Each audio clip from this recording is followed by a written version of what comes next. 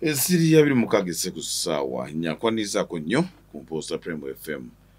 Bayizi ba Worcester Bright Secondary School baga nti baddawo abayimbi baddawo abayambi kigambo ekikulu ampuliza zituusa ku ddakiika zino ziri 26 ku ssaawa 4 ku mukutu ogwa 9 mu mwaka 1997 96 mu bitundu bya Gweta Masaka Ankole region n'ebitundu ebyesuddeeko walako.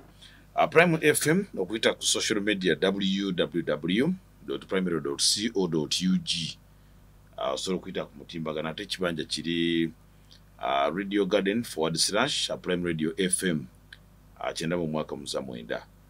Tuyina tuning.com / Prime Radio FM 9 mu mwaka 1997. Enamba yaffe ya WhatsApp eri 079 egattako 36 17 34.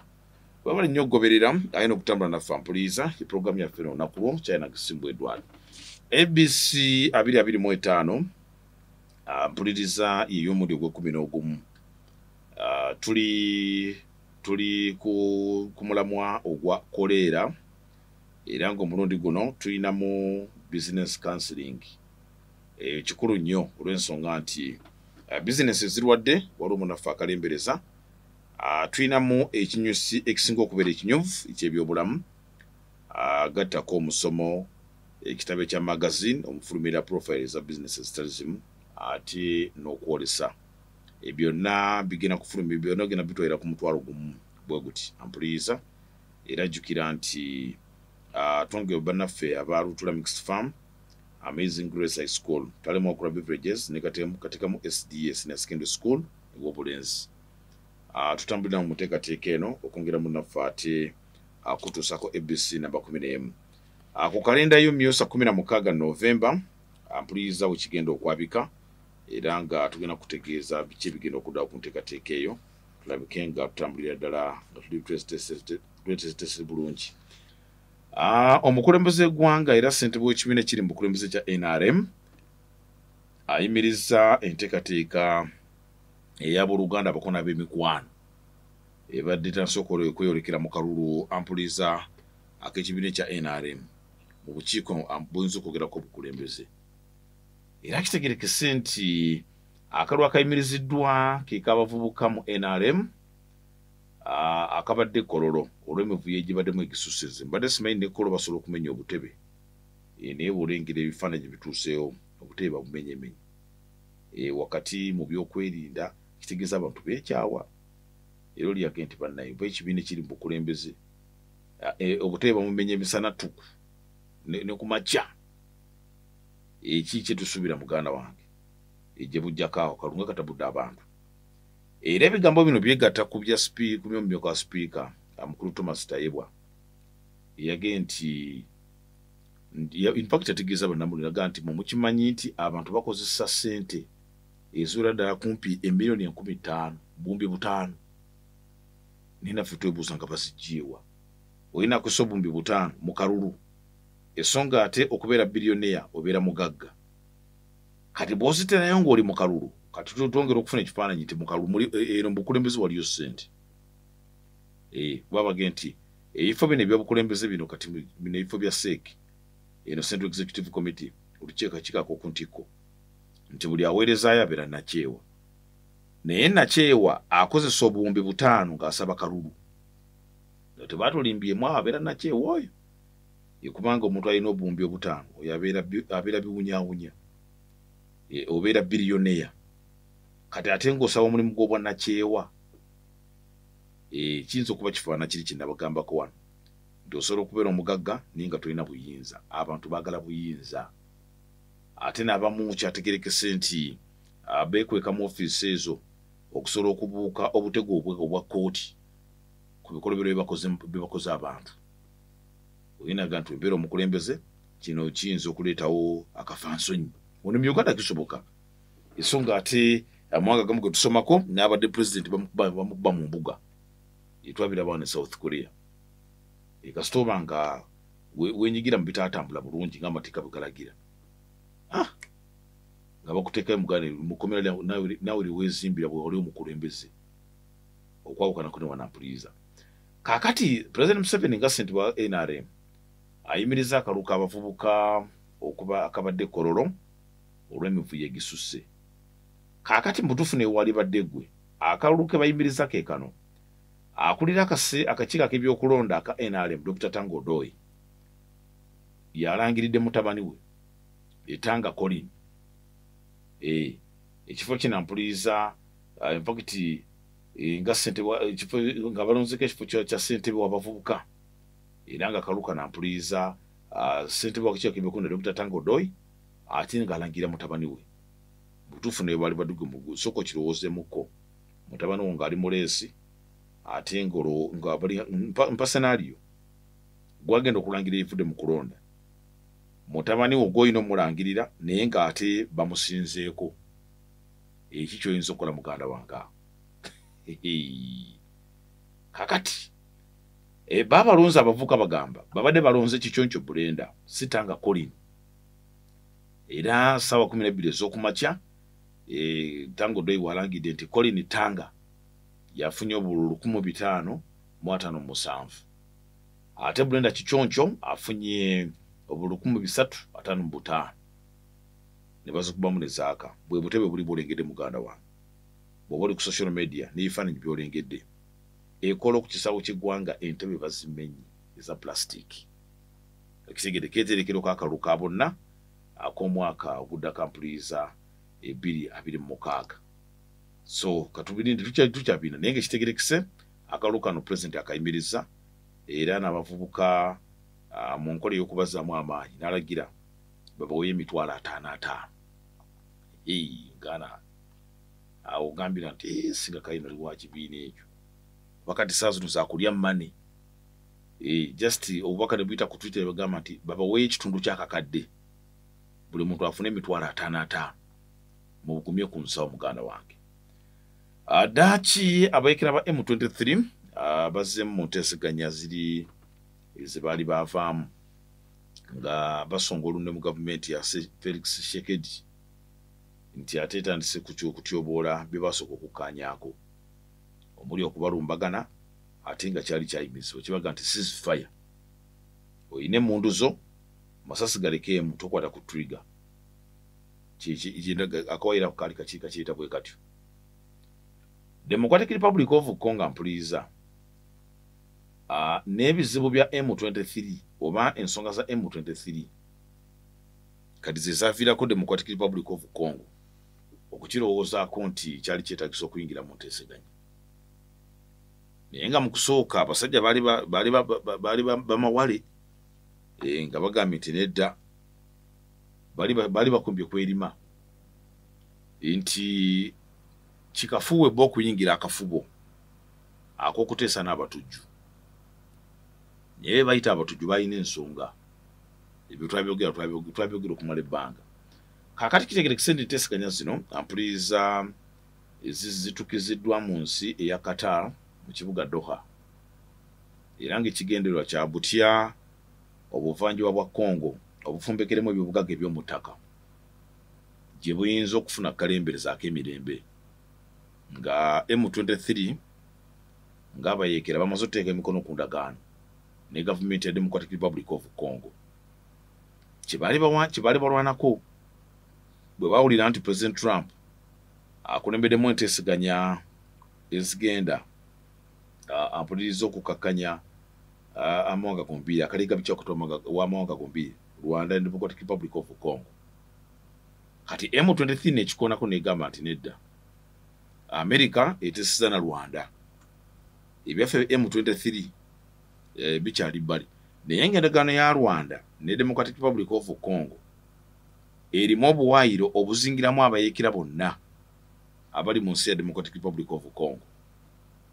Ekiseera kigenda kutuuka bagambe nti buli kabinja akali mu Democratic Republic of Congo bagambe kimu nti demilitarize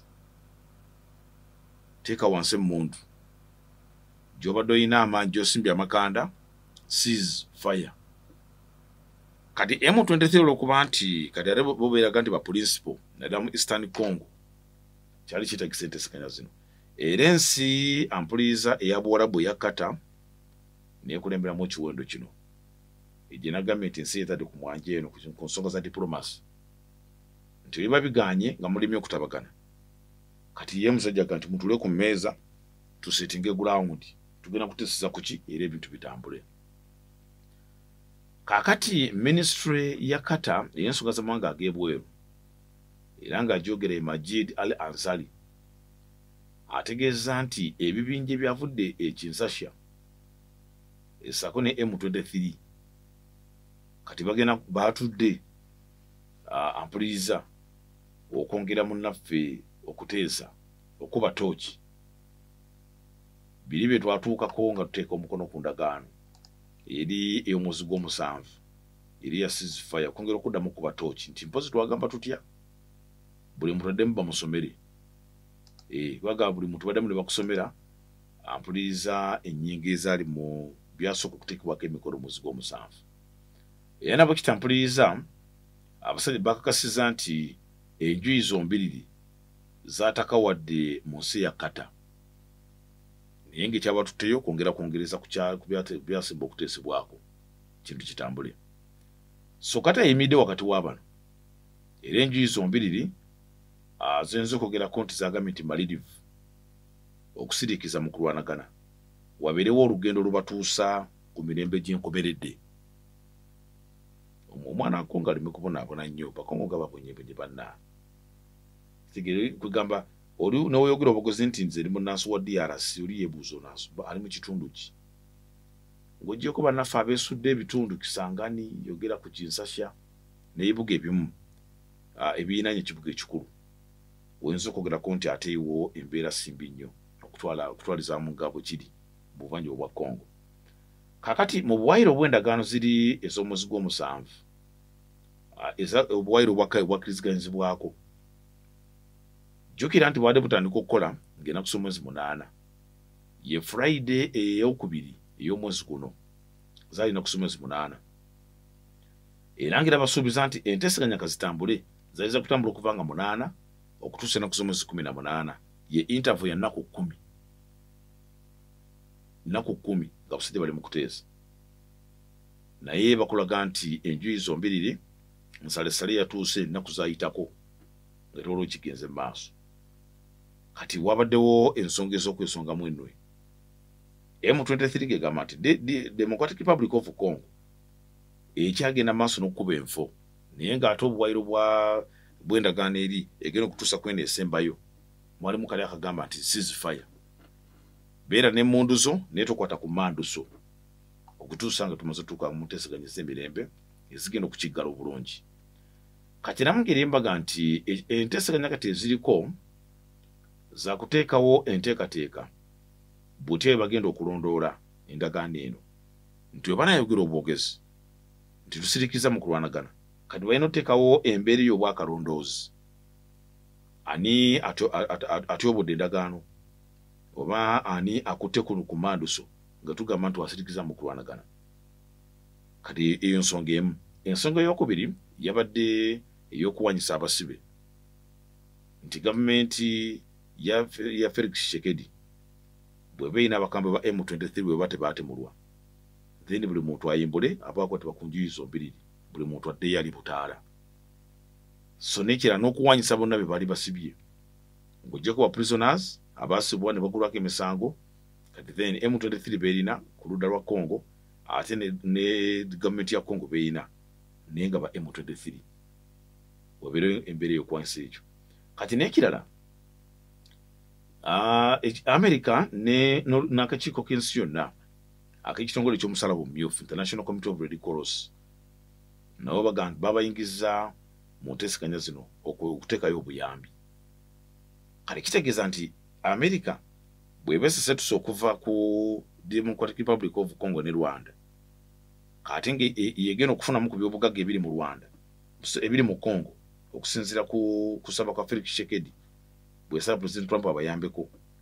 Kale kitegeeza nti ate M23 bw'eneba ekyafunza ekyonga America endagaano yaayo eyinza obutagikolera bulungi olw'ensonga nti Gorilla Wars nkola zino entalo zirimu obuyeekera ensi zirimu obuyeekera kiyinza okubeera ekizibu ennyo okunyweza naddala bizinesi ey'okuyigula ebyobugagga ng'ate bw'oyagala okuyikula ebyobugagga wakyaliyo abayekera ade bakumi kitundu ekyo. Kati kyategerekese ne America egenda kiyingiramu begatibweko International Committee of the Red Cross ab'omusalaba omumyufu abayambye ennyo naddala ku bantu abasinze okufuna ebisago ssaako n'okukosebwa. Kaakati jjukira nti waliwo era n'enteekateeka eyawomebwamu omutwe ensi eya Qatar.